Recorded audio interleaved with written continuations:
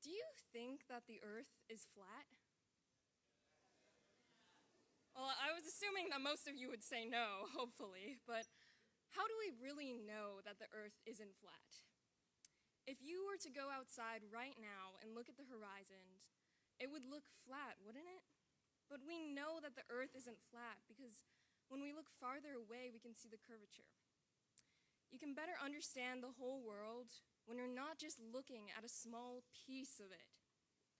This reminds me of Dr. Martin Luther King Jr.'s speech, Remaining Awake Through a Great Revolution, where he said, "We shall overcome because the arc of the moral universe is long, but it bends towards moral justice." Essentially, this relates because when you look very closely at an arc or a curve, it may look like nothing is changing or bending.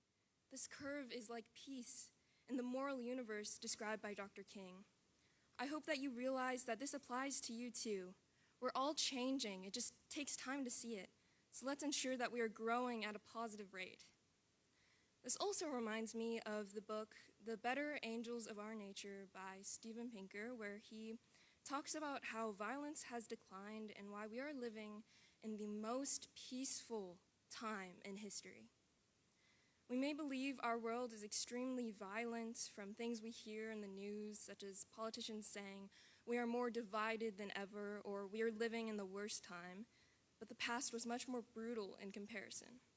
So let us be present and appreciate the peace we have today that those in the past could only dream of. Let us also remember that direct action is what brought us here.